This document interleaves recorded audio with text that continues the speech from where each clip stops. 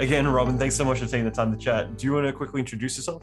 Sure. My name is Robin Linn. I am the principal. Let me get the title straight because they really worked on it for me. I'm the executive principal recruiter for art and animation and creative at Activision Blizzard King. I love that. And we might as well get this out of the way that we are having one of those COVID work from home days with cats and dogs and everything else in between. So let's just roll with it. we're gonna we'll get out the machetes and cut through this forest. That's right. I thought just to kind of dive right in, one of the things that I thought would be great asking is like during like the whole recruitment process, can you explain the difference between, let's say, a junior artist applying for a job versus a senior artist or even a supervisor? Because I thought that would be a really great way to kind of set some context, because personally I feel like a junior is usually competing with a very broad amount of people and also not having much experience. Usually they're the one needing to oversell themselves, whereas someone who is more senior, especially in a supervisor or exec level, it's usually the other way around, that the studio is actually looking to sell themselves a lot more and win that person over. I just thought like you could share a bit of the difference between the two. I'll use my own experience, even though I haven't been a professional artist for a number of years, but I also have not had a resume for a number of years, right? I just haven't, and this is not bragging, this is just kind of industry standard. Once you reach a certain level of experience, people tend to know who you are, and your reputation and your work ethic and all of that kind of carries you forward. Especially in the confined headcount spaces like game art, like animation, there's very few recruiters who have 30 plus years experience. So if they're looking for someone with a depth of bench, not that I'm any good at it, just that I've been doing it a long time, that talent pool is very restricted. Mm-hmm. The same with senior level artists. I can name like the great kind of creature concept artists, like Peter DeSev and Brian Dejar and all this from the animation space, just on my fingers, and their style is well developed. We know what we're going for when we go after those guys. We know what we're going to get. We know that they're going to be costly, but that translates into savings because you're not just churning through iteration after iteration after iteration. In fact, I'll give you an example. We had one artist we were using on a film I was working on where we had, the studio was a smaller one. They were trying to kind of be economical with character design, so they were using a lot of more junior level talent to try and find what they were looking for, and found that they were spending a tremendous amount of money over this broad platform of many artists. And we went to a very seasoned, very professional artist who charged $40,000 per page of drawings. Mm-hmm. I can probably tell you who that was, but yeah. Yep, we could probably know his name. But it's like, oh, that's the character right there. Mm-hmm. If we had just spent the $40,000 on the initial page, we would have saved probably $50,000 in the long run. So you know what you're getting with those guys. Again, that talent pool is very restricted. There's not a lot of competition. You're kind of casting. Like if I want great creatures, oh, Carlos Fuente is my guy. I'll go with that guy. If I want cartoony, oh, Peter DeSev's that guy. I want that guy. The more junior you get, you haven't defined your style yet. You haven't kind of figured out, form follows mastery. You haven't quite yet mastered all of just the mechanical skills of it to develop your eye further. So it gets a little muddy. The junior artists that stand out are the ones that find a style early on and lock into it. That doesn't mean they can't do other things. They can be castable, but they've got a distinctive look that an art director who's casting a show will go, I want that. Yes. Lindsay Oliveras just did the character designs for Mitchells versus the Machines. Lindsay Oliveras is not a very old artist. She's relatively young. I remember when she graduated from Ringling, but she's red hot right now because her style is so kind of quirky and unique. Her page of pug drawings, which I think she's posted on Instagram, is brilliant. It's this great distinctive line weight and all of that, and the way she handles eyes asymmetrically. She'll be cast for that look, but it took her a while to develop what that look was. I think that's such a valid topic that I think we could spend the entire session, talking about is exactly that, about niching down and really owning your style. I think a lot of people have that hesitation of I don't want to niche down or specialize because I think it's an opportunity cost. They're afraid that if they do that, then people are going to pass them over for something else. And the thing is that if you have so many people who are all look the same, really, if it's like you all can do the same thing, you all have the same style, what's the question that really comes up? It's going to be, well, who's cheaper? Like that becomes the narrative, and then it becomes a race to the bottom.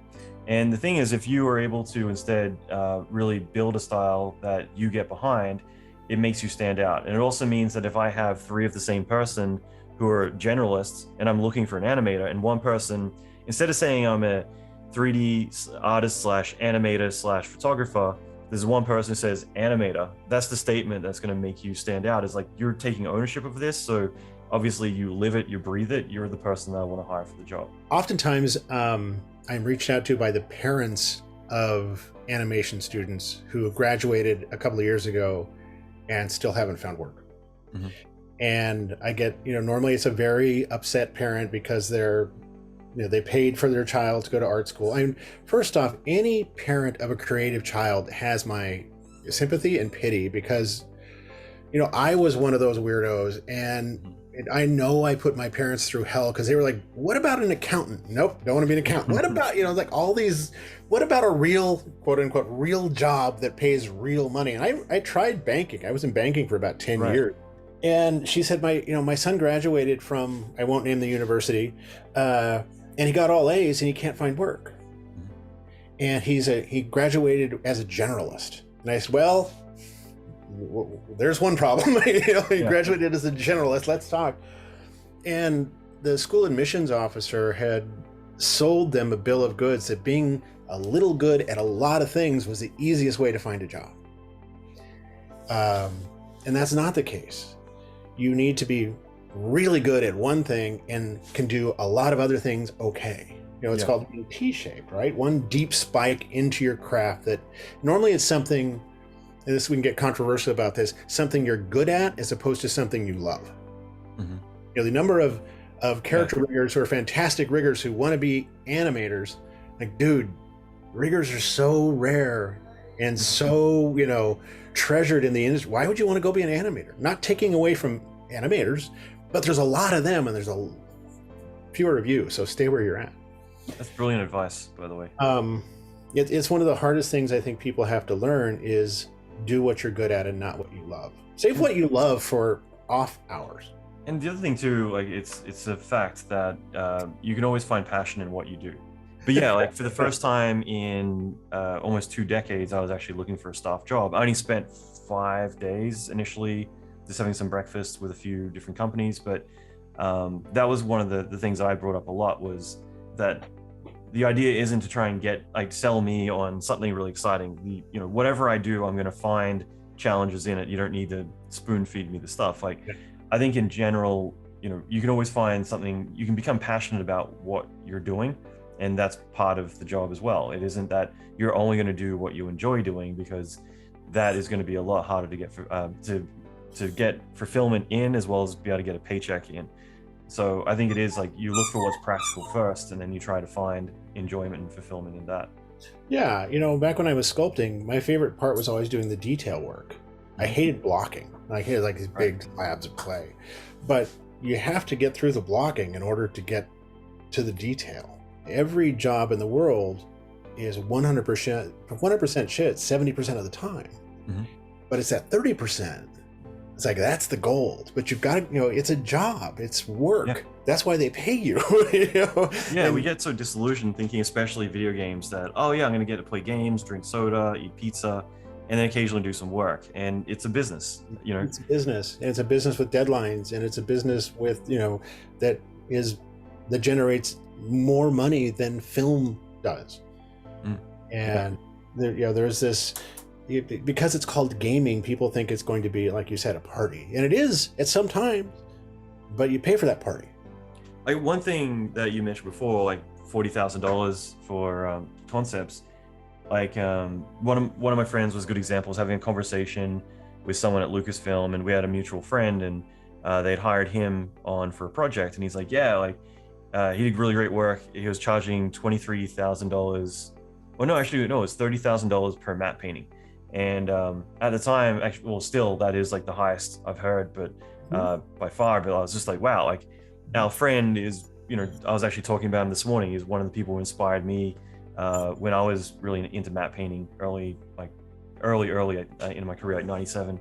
And so my follow-up question to that was like, was it worth it? Like, because he's a phenomenal guy, like, was it worth $30,000 a piece? And the guy, he was the production designer for the film. He's saying like, yeah, he was really good. We had to have one of the other matte painters, like a mid-level guy, like fix all of this stuff up, but like it was phenomenal. And that to me was just like an interesting conversation of like, you got someone who is paying $30,000 for that artist to do some work, and then you have someone else who's kind of taking that work and still seeing it through. So that makes me think that those two people are very comparable. So someone that's maybe being paid $500 a day versus someone who, do the math, is being paid about $10,000 or $8,000 a day.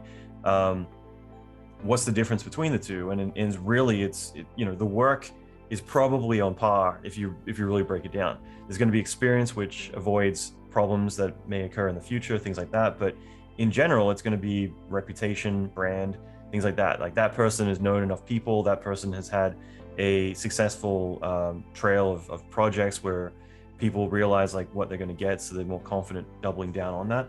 But really, it is like, it's the name that comes with it. And the more that you focus on building that reputation, building that network of people, the more that people are able to understand your value. And I'd have to know what the person who was doing the secondary work was actually doing. If we look at animation as a discipline, Milt Kahl was one of the greatest animators that ever walked this planet, right? Just fantastic. But Iwo Takamoto did his cleanup. Mm-hmm. Good point. So, and Iwo was making probably an eighth of what Milt was making at the day, but they were necessary to work together. Mm-hmm. Because you didn't necessarily you didn't want your person who's costing you 30-something thousand for matte painting to be fiddling around just like cleaning up little details. That last 10%. Right? That's not necessary. Same with, Milt did great animation, did great keys, and then Iwo came in and actually did the animation. But that animation, if Iwo had just done it, may not have been to the standard of what Milt had done. So it might be the same with that matte painting. It's like, this guy's going to come in and do 95% of the work, and the other person's going to come in and just 5% get it production ready. Yeah, no, it's a valid point too. Usually you would hope that the last 5 to 10% is making it sing versus just doing delivery and notes. But you're absolutely right. Like, it really depends on the context of that. I think, like, for, let's say, a junior or mid-level artist, knowing that, like, I think of everything a bit like a triangle, where at the very base, like at the very bottom when you're starting out, usually there's a lot more competition. You're also at the bottom, so it means that you don't have as much experience, you don't have the reputation, you're also not being paid as much. But the further up the pyramid you go, the more that there aren't as many people competing, because you now have niched down to a degree. It also means that the money, the opportunities, all of these things are a lot higher up as well. And so knowing at the very beginning that you do have a lot of competition, you don't necessarily have a UVP to kind of stand behind. What advice would you give for junior mid-level artists to be able to stand out, and for employers to take a chance on them? In the early days of recruiting, we would get physical portfolios, right? You'd get people who dropped off their books, often the original art, which was never a good idea. I did that once. Yep, never do that. I gave up and said, here's all my artwork, and I actually got it back a few years later. One of the guys, the ex-Warner Brothers guy, he was chatting, and eventually we realized we'd known each other. I had applied at his company when he had one years before. He still had all my artwork, and I managed to get it all back. So, yeah.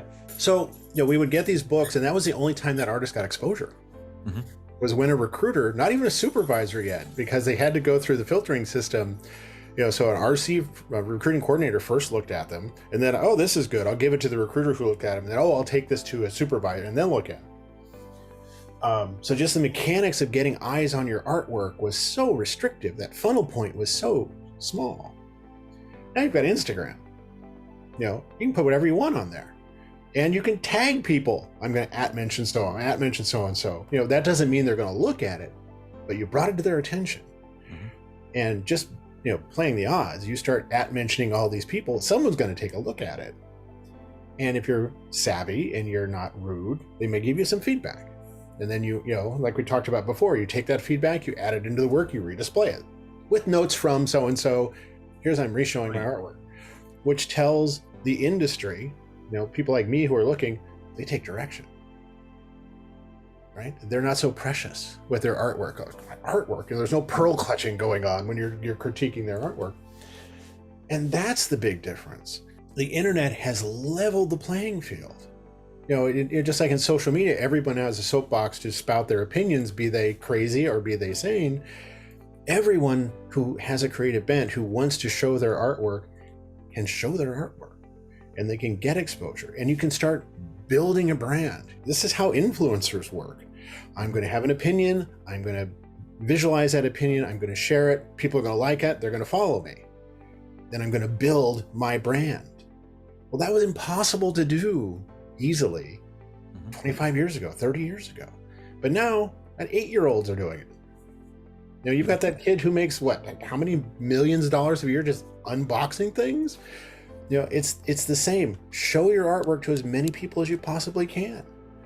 You know, go to LinkedIn, type in a studio's name. That's all their recruiters. Look who I'm looking for on Instagram. Not on LinkedIn. You know, kind of move away from that when it comes to visuals. That's great if you're an accountant, but we're not talking to accountants. And start building your brand. And start generating get people to comment. Don't be shy. Like, rip this apart, roast my art. Yeah.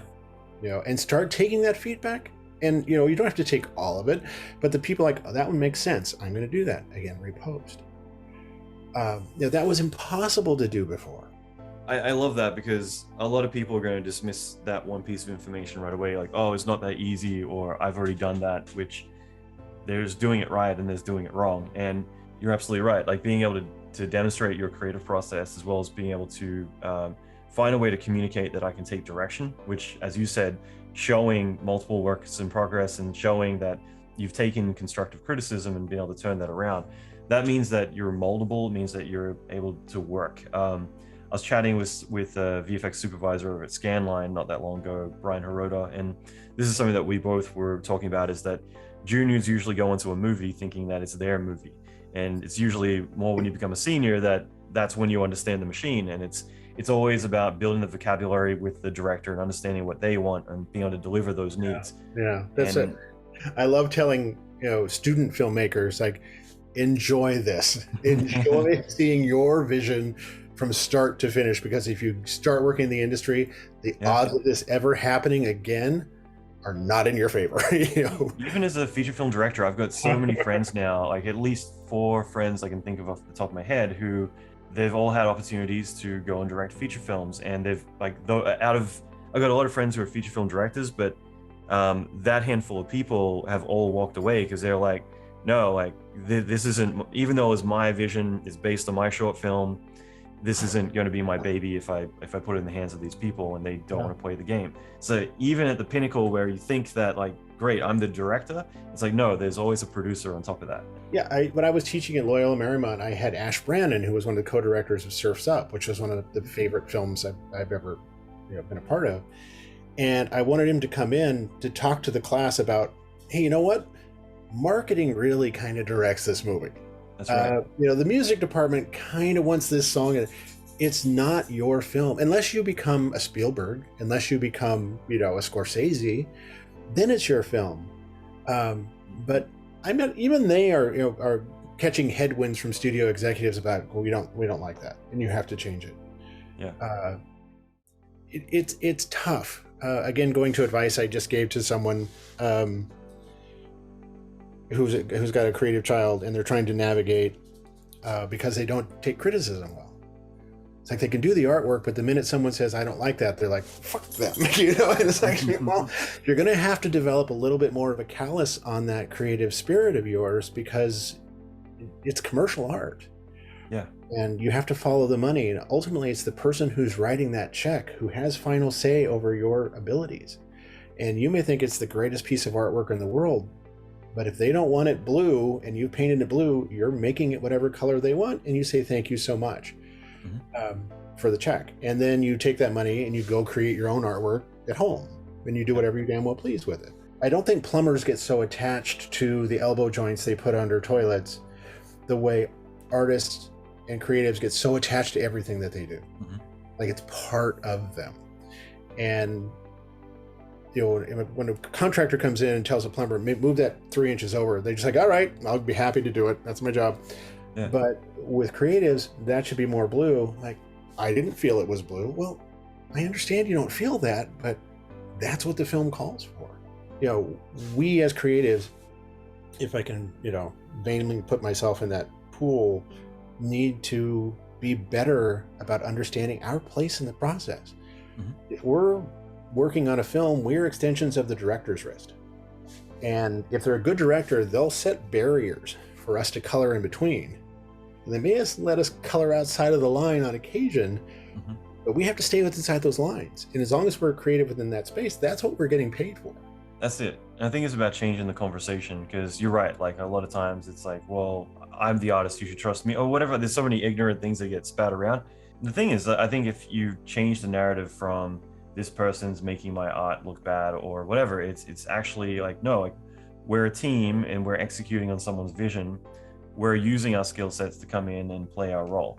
And the thing is, the funny thing is that the more that, as you just pointed out about taking direction, the more that you're able to understand and ask good questions and be able to say, hey, I did what you said. And if you have a spare 10 minutes, you want to go and do an extra, you know, variation that's Sure. your own, you can make that suggestion too. But the whole point is that if you're easy to work with, you will succeed because people want you back on the team. If there's a lot of massaging just to get someone to actually do what they're being paid to do, there's a lot of hesitation to want to work with them again. I know. Did I share with you my story about the animator on Polar Express that complained the entire time? No, I'm pretty sure you didn't, actually. Okay, let me share this one. I won't use any names. Polar Express was a brutal production at Sony Pictures Imageworks. It was the first time we were using motion capture on that scale. And a lot of the technology, you know, this was NASA in the 60s. We were inventing it as we went. And we had to create entire categories of job because we didn't, you know, motion capture integrators. We didn't know what they were. We had to create that and then go hire these people and get them to do it. And it was a miserable job for animators.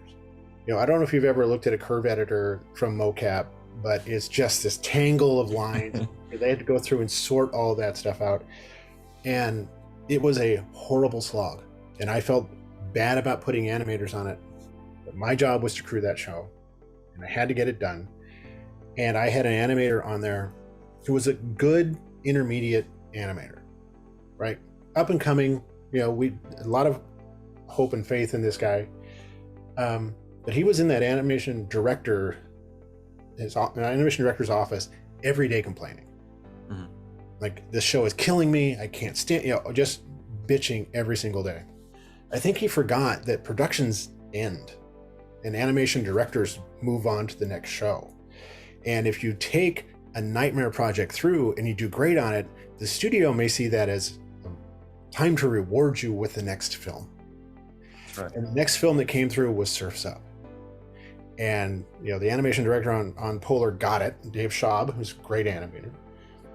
And this other animator came back and said, you just got Surf's Up. I really want to work on it. And he said, too fucking bad. You were a pain in my ass for 2 years on that show. I said, well, I'm a good animator. I don't care. Mm-hmm. I'll take a less skilled animator that I can mold over you who was a pain in my ass for 2 years. You know, which kind of goes back to fall in love with the studio, not with the film. Unless you plan on moving. Like, if you're going to quit after every film and go find another, that's great. If you're going to run a picture hire, fantastic. But if you're going to plan on sticking around and building a career, for God's sake, understand how office politics work. Yeah. You know, or just understand how people work. You know, if a dog comes up and bites you every time it sees you, you're going to stop petting that dog. It's funny because I keep having the nagging, complaining person kind of in my ear when you say all these things of like how they will fight back and be like, well, you know, I'm an artist, I don't want to have to play politics. And I think that's where the word politics can not backfire, but it's an easy way for people to look at it subjectively and think like, you know, there's politics and everything, and I don't want to play that. But it's really just your career is strategy. Like everything is strategy. And one of the supervisors at Digital Domain, he once said to me over lunch, he's like, "Do you think people hire you because you like to go drinking?" And it was just like this weird thing, which for probably a year or two, I thought about it a lot. I'm like, that's absurd. But then I'm like, I kind of started to understand, like, because he broke it down to me as basically, you're fun to work with and you bring up the energy in the team. Do you think that that's actually a reason people hire you? And yes, in a way, like, I don't see it that way, but I can see the value in that, because there are definitely people that I will put together because they're very chill, but they need somebody who's going to need to, push them or encourage the rest of them. And you kind of do need to think of how people play together. So I can see the benefit there of, hey, so-and-so's coming in, this is going to be a fun job. Like, there's definitely a benefit to that. As long as we're talking a baseline of capable talent, right? Mm-hmm. Yeah, like, as long as you can do the job. You can do the job to the satisfaction of that production. What do you bring to the table? Then what do you bring to the table on top of that? I've worked for a number of studios who employed the "we don't hire assholes" policy. Mm-hmm. And I've seen many people, like, their careers just sputter and fizz, and now they're off teaching somewhere or something because they can't get a job in the industry because they're toxic. And it doesn't mean you're a pushover. It doesn't mean you don't get to your say, but anytime there's three people in a room, there's politics. Mm-hmm. And heaven help if you ever have a relationship, there's politics in every relationship. You have to negotiate and tack and all of that. And I don't understand people who say they don't like office politics, because that's just life. Yeah. Life is all about negotiations and maneuvering and all of it. It doesn't mean that it's draconian or like there's this huge negative connotation. It's just how people interact with each other. And so true. We can see, you see it in families. You see how that all breaks down, and it doesn't stop when you get into the industry. Video games is a different beast when it comes to job interviews. I guess it's more of a staff hire thing, but video games is definitely intense. Like the couple that I've had in my lifetime, it's always been a big agenda, 8 hours, a lot of different people, and it all makes sense. Film is usually a pop on for a couple of weeks, couple of months, knock it all out. Sony's a bit different if you're doing an animated feature, but a lot of the time the interview, like, they've already made up their mind in film that we want to hire you. It's usually an in-person thing just to see, are you crazy? Is there any kind of red flag that's going to say you're going to be a pain in the butt for the rest of the team? Or are you an acceptable level of crazy? Exactly. Yeah, because we're talking about artists after all. Yeah. My understanding of interviewing is that in the majority of cases, if they're interviewing you, they want to hire you. Mm-hmm. They want to hire you, and what happens over the course of that hour or 45 minutes or whatever it is you either confirm their desire to hire you or you talk yourself out of the job. That's right. But if they're going to do, because think how expensive interviews are. Yeah. If you're talking to 8 people for an hour at a time, and they're not juniors, they're Nope. Yeah. That's 8 hours of production time lost. So they can talk to you, and depending on who you're talking to, that can be very expensive very quickly. That's right. So they want to give you the job. And now it's just, how are you going to present yourself? How have you prepared? What homework have you done? Have you looked at everybody's LinkedIn profile that you're speaking to? Can you talk to work that they did in the past? Can you talk to the history of the studio?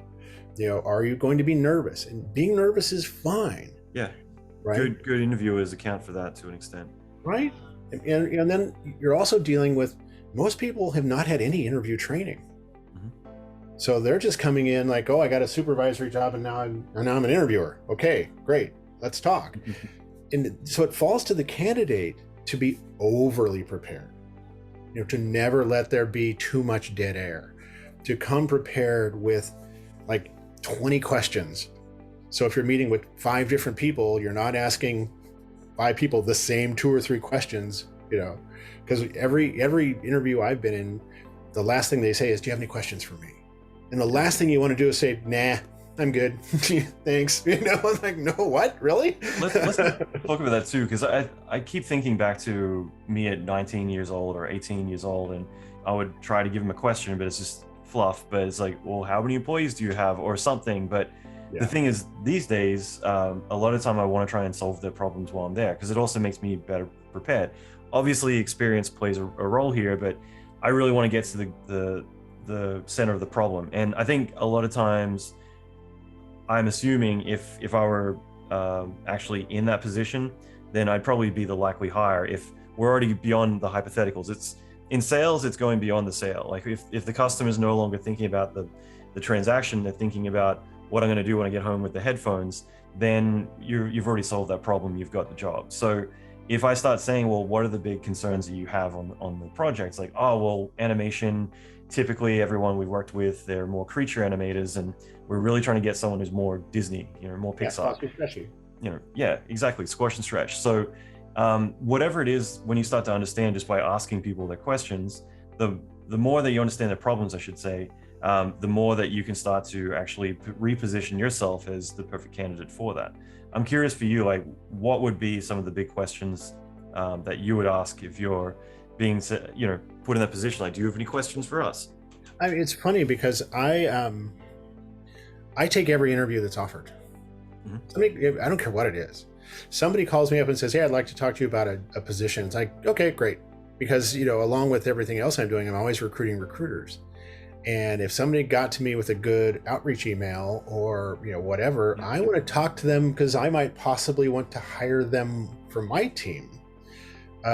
So I take every interview, and I have I've interviewed and been interviewed a number of times now, and I have a couple of questions. And one of them is, looking at my background and what we talked about today, do you have any concerns about hiring me? Yeah. Just throw everything, like, I'm confident in my abilities. I'm confident in my experience level, that I'm really curious where I can grow based on this hour conversation. What am I lacking? And that does a couple of things. It's revealed shortcomings that I've had that I did not see. And B, it also kind of puts that interviewer like, and on the other side, one of my favorite questions when I'm interviewing candidates is, because I normally close out the day, so I'll come after, at the end of it. It's like, you've spent the entire day talking to people about why we should hire you. Can you tell me why we shouldn't? Mm-hmm. That's really valuable. I'm looking for self-awareness. I'm looking for people who are like, I'll tell people, if you're looking for someone who likes to push paper and is admin focused and can run an Excel sheet, go find somebody else. I couldn't create an Excel spreadsheet to save my life. I don't know what a pivot table is. I don't care. I'd rather sit down and talk with people. So if my job is talking to people, I'm your guy. But if you're looking for an ops person, go find someone else. It's knowing what you're good at and being able to highlight that. And then with a different color highlighter, admitting this is where I need help. These are my areas of growth. This is why I'm coming to you. I want to get better at X, and I think that your organization can help me get better at X. So we will both be better at our jobs, and we'll get these productions done on time and on budget as a result of that. You nailed it. That's such a valuable one, and it's probably the number one reason I don't hire someone, is because I say, like, what are your strengths, what are your weaknesses? And if they say I'm great at everything, to me, it makes me wonder, well, maybe you don't know what you're bad at, because I understand some people think that having flaws is a bad thing, but like, I can list everything I'm terrible at, and it's probably more things that I'm good at. But if anything, it just means that I identify my strengths, and it means that I either will delegate certain tasks to other people that they're better at those things. And at least for the hire, it helps me be able to place you.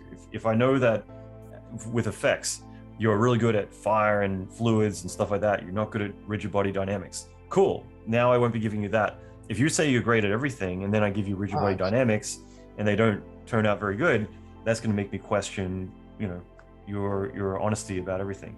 Well, and let's be honest, you're afforded a certain amount of trust as a new hire. We trust everything you're telling us to be true.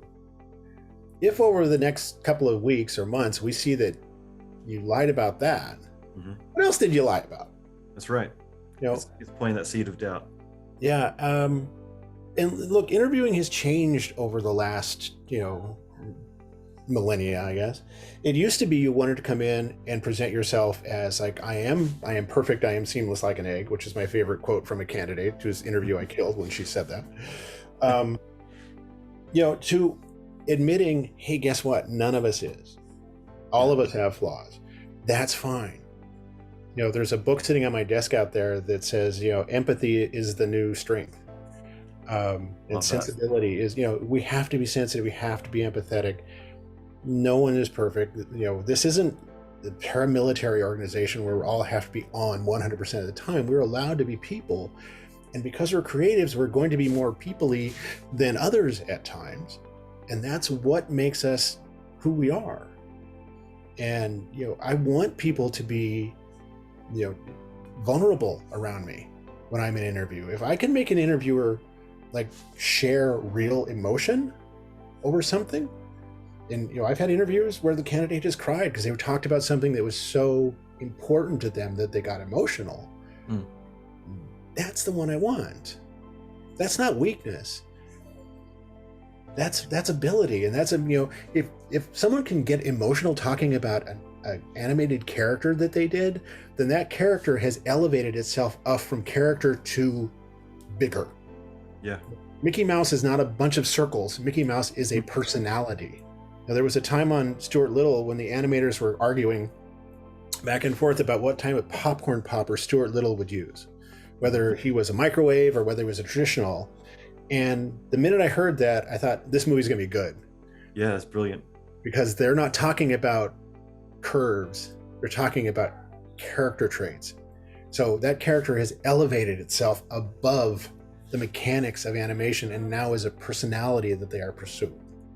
One of the interesting things that now coming into I took an executive position, and one of the things that we've been talking about a lot is customer avatar, right? Because that's something that's always stuck with me is, again, it's more of a sales thing, but the more, whether it is defining characters when writing a story, anything that you can flesh out, you're giving so much more context to it.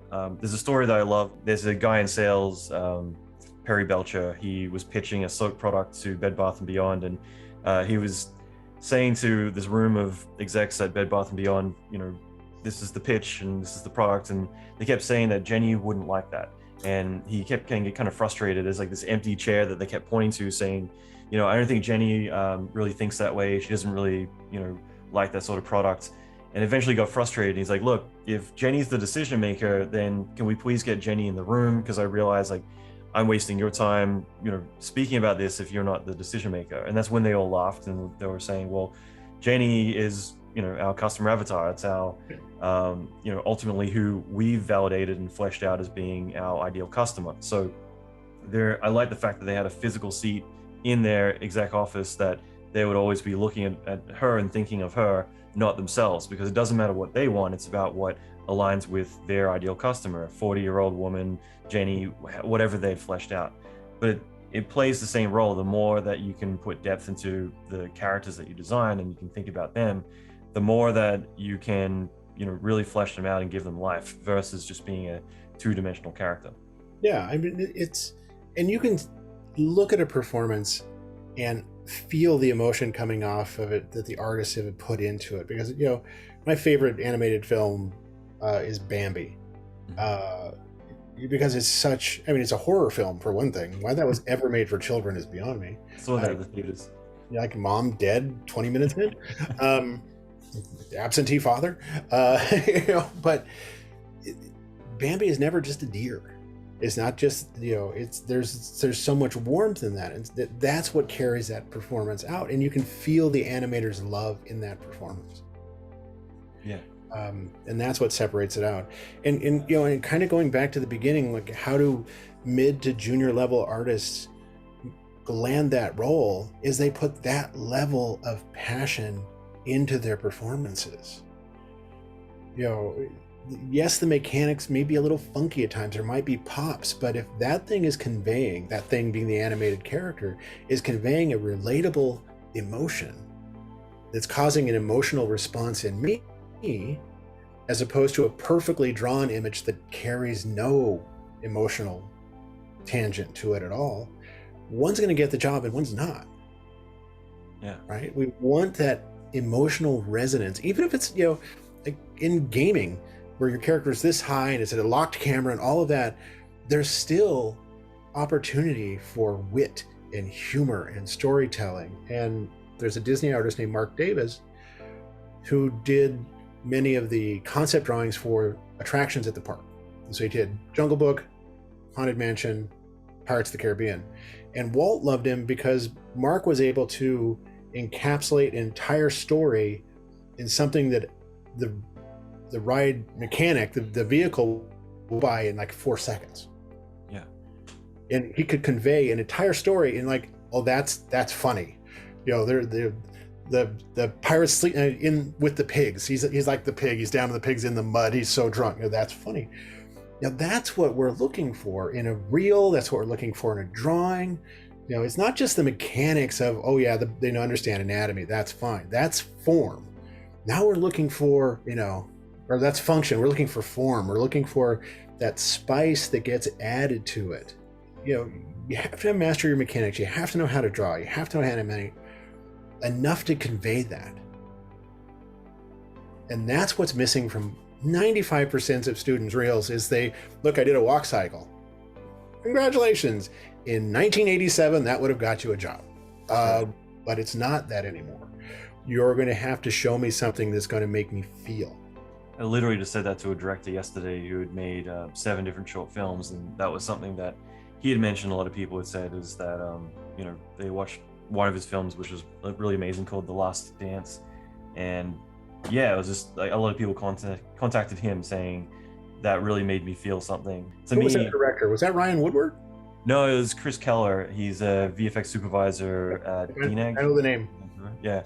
I had to look at a few of his short films, but that one, it looked beautiful, but it had feeling, it had emotion to it. And to me, that is like the ultimate thing, especially in a short film. Like if you can really make someone feel something, then you've won. Like it's great to impress people technically with that's beautiful. And some of my best friends, they're directors and they're very successful. And I think the stuff they do is beautiful, whether it's them or their director of photography. But, you know, when it comes to memorable story or capturing an emotion, sometimes they fall short.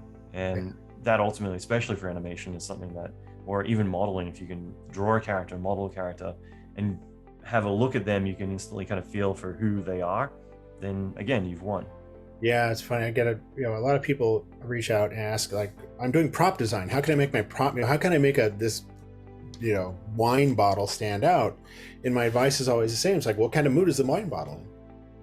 Is it a happy wine bottle? Is it an angry wine bottle? Is it a sad wine? Well, I don't know. It's a wine bottle. Well, go back to Squash and Stretch as a perfect example. Is like animate a wine bottle. It's like, well, how do you do that? But that's the whole point. Right. Yeah, that's flour sack. It's just a flour sack, but make it a happy flour. In-game visual effects, which is one of the hardest roles for us to fill, is the marriage of that. It's the, okay, that's smoke. It's not just, that's perfectly photoreal smoke. Now make it evil. Mm-hmm. Well, I don't know how to make it evil. Well, that's the trick now, isn't it? By color, by shape language, by timing, make that smoke evil. That'll get you the job. Just doing photoreal smoke, the computer's doing all your work. Yeah. Right? Get in there and show me where your fingers have been in the clay.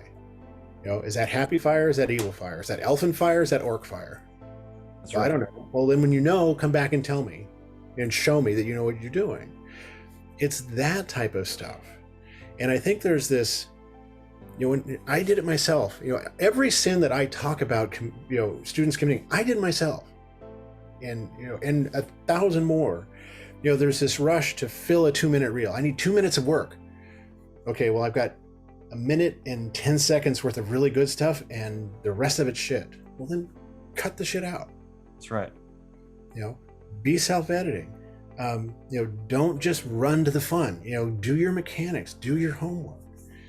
When you get on a call to do an interview, man, you should have asked the recruiter or whoever set that up, who am I meeting with? What are their names? LinkedIn, every single one of them. IMDb, every single one of them. Instagram, every single one of them. That's right. Look at their background. Look what they're doing. Look where they've come from. Look for commonalities. Oh, you went to such and such. I went to such and such. The interview process, what you're trying to do is humanize yourself. You're trying to elevate yourself from an applicant to a candidate. And those are two different things. Applicants are numerous and generic. Candidates are, that's someone we want to hire. That we've identified. We talked about the interview. All of that stuff should be done well beforehand. Just the mechanics of the interview. because people always, get frustrated about that. Show up early, 15, 20 minutes early. That's fine. Expect them to be late. They're working. You're not. Don't worry about it. You'll be fine. Don't show up an hour early thinking that's a good thing. That is one of the most frustrating things that is actually a pain point, is when you got someone in the lobby and you're trying to get your job done knowing that you're missing an hour. Cooling your heels out there. Yeah. If the studio is close enough to you, maybe do a couple of drive-bys around lunchtime and see what people are wearing. Good point. You don't have to dress in a suit and tie, please. Never. But try and dress slightly better than everybody who's working there. The dress code for visual effects and animation is akin to something you would wear to paint a house, right? And better,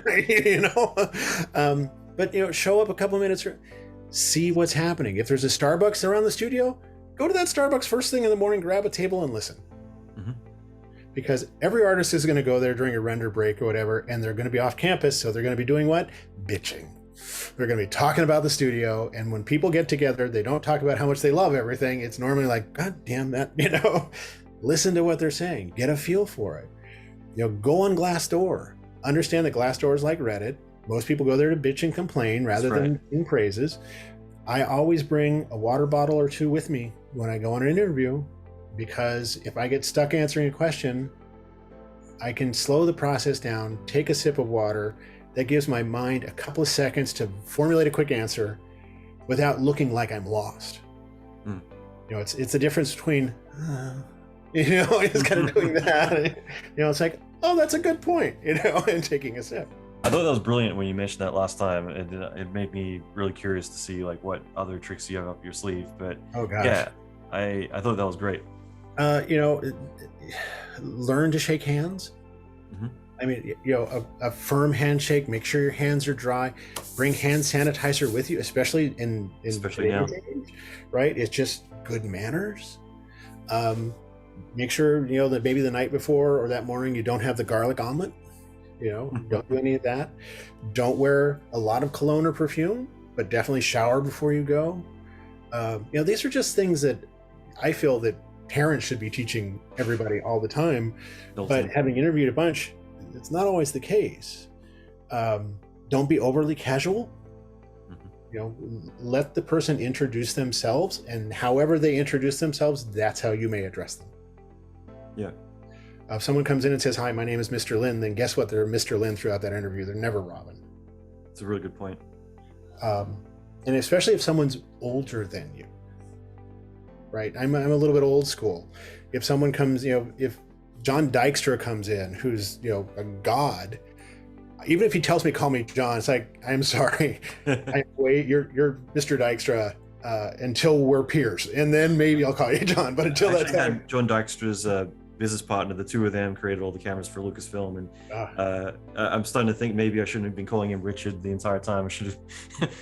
I was respectful, but maybe I should have been extra respectful. But you're absolutely right. Like, calibrate to the situation. Yeah, it's funny. I had a very devout religious animator once that we were trying to hire when I was at Riot, and he was born and raised in Utah. He went to school in BYU.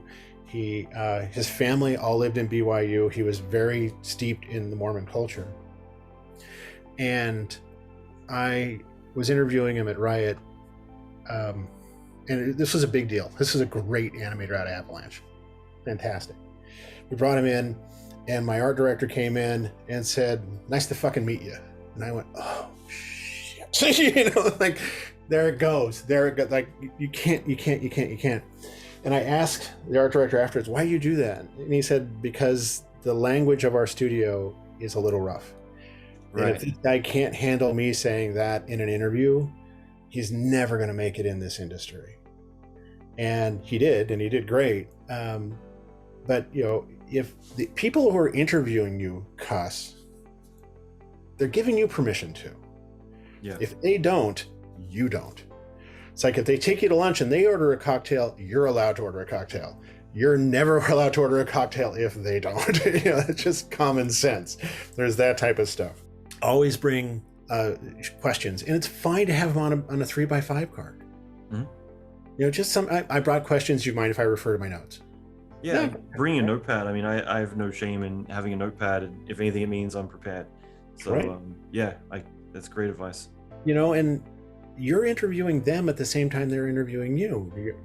Do I want to spend 8 hours a day, 40 hours a week minimum with these people? Mm-hmm. Are they good people? Are they nice people? What do people think about them? You know, in certain cases, and you have to kind of feel this out as you go along, you know, when the interview is over, especially if you're applying for a supervisory role, would you mind if I just talk to a couple people on the team at random?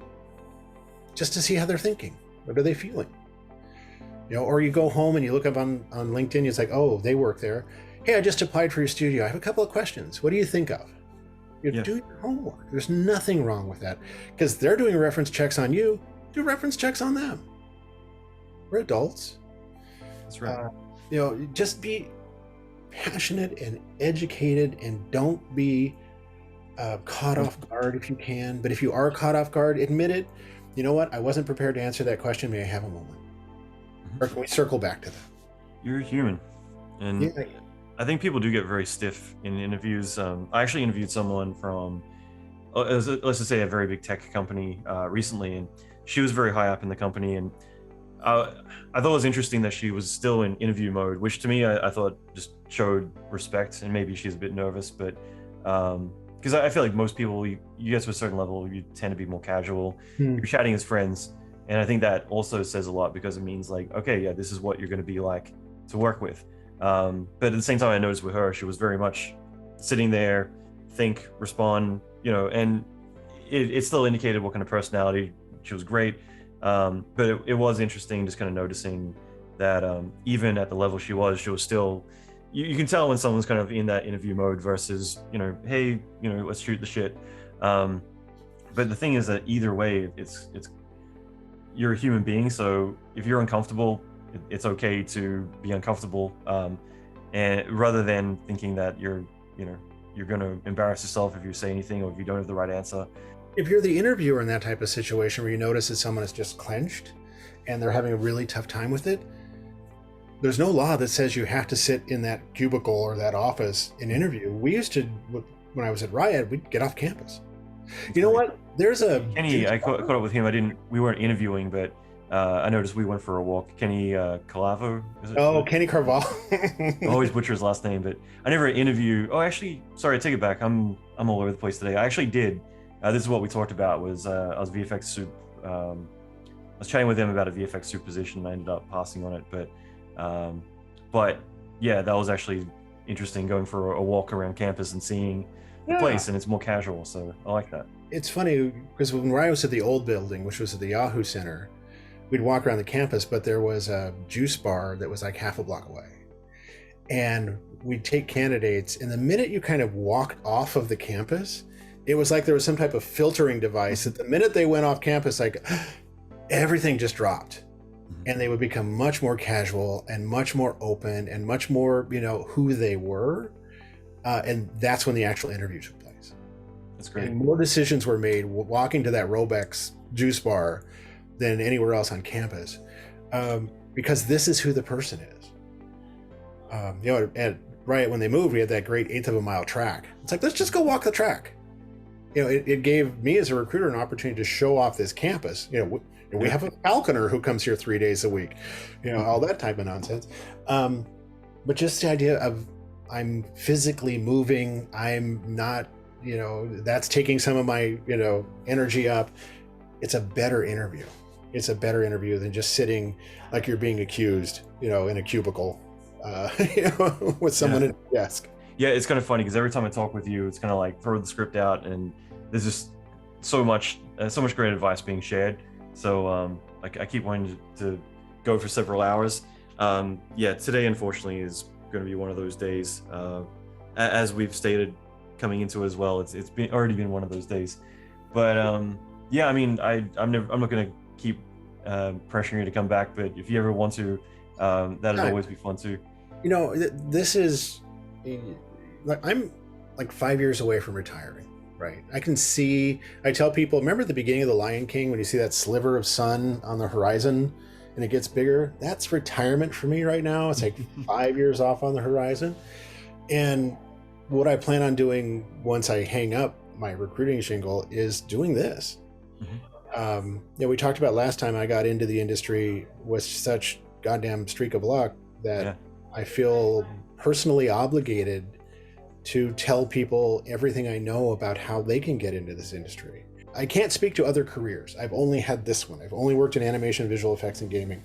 But it's been the most rewarding career I could ever hope for. And that doesn't mean that every day has been, cotton candy and rainbows. There have been very, very dark days. We were talking about Polar Express. I had an animator threaten to commit suicide because of that show. Because we're dealing with creatives, you're dealing with people who are in touch with their emotions. They have to be, and that can be challenging at times. And it's not always hiring. I've had to terminate people, and that's really rough. It's rougher on them than on me, but it's a horrible situation to be put in. All that taken cumulatively, I love this career. I love this industry, and if someone has a passion for it and they don't see themselves doing anything else, because literally there are people like, I couldn't be X, I had to be an animator. I felt it in my soul. Man, there's nothing better. And so if I can give somebody just an ounce of advice that would help them get that job, I feel rewarded just as much as they will. It's a great industry, and it's not made by doves. There's a lot of bad behavior. There's a lot less now than there was. I mean, you were DD, right? No, I've not worked at Digital Domain. I've got a lot of friends there, but yeah, ILM, Blur, the usual. Yeah, this is a great career. It's a great industry to work in. And it gets a bad rap because there's some bad characters, but there are so many good people that I've met over my career. John Dykstra and Ken Ralston and all these legends that I got to shake hands and work with. Going back to Hanna-Barbera, meeting Don Knotts, meeting Vincent Price. I wanted Vincent Price to be my dad when I was a kid. That was my passion. It's just been so rewarding. And now with technology getting cheaper and easier, I was modeling in Power Animator 6, moving NURBS around, which was like untangling Christmas lights. And now they've got all these tools. It's so much faster and so much easier. I'm so envious because now I had to deal with the mechanics of the tool to expose my talent. And now that barrier between what I'm thinking and what goes on the screen is nothing. I share the same sentiment. Yeah. I'm jealous that people get to learn this stuff in school, in high school, let alone the fact that someone who's like 15 can do phenomenal work, because now the tools are so intuitive. It's right. Definitely changed. Right. It's the difference between, an iPhone and a Nokia 3210. Or on Python, right? Like I got okay, good point. I got to write a code to make a sphere. What do you tell That's right. Right. Yeah, and that's what it was like when I Povere back in the day. It's definitely come a long way. Again, like I love the conversations I have with you, just because again, it's just you're a wealth of knowledge, and like I said, I will spend an hour writing out the perfect script, and it's just like, no, fuck that, because like there's just so much. It's just so natural to kind of jump on all the stuff, and it's just all gold. You'll literally be, I think, the only person who had back a third time, but I'd love to keep milking this, because again, there's so much value both for senior people as well as junior people that, I think that you're a wealth of knowledge that can help so many people with their lives and their careers. And I've had people who have listened to these reach out to me on LinkedIn. In fact, I owe one guy a message now, and they're so gracious and so kind, and that's so rewarding, because the paycheck is great. Love the life I've been able to afford from this, but that interaction is so much more rewarding. Totally. Right. It makes you feel so good when someone says, hey, you told me this and that helped me get this. Like, damn. All right. I may have been a fuck up when I was 20, but I'm doing better now. It's just the best. It's just the best feeling. I love that. No, again, like this has been an honor. So I appreciate your time, and we'll definitely chat again soon. Beautiful.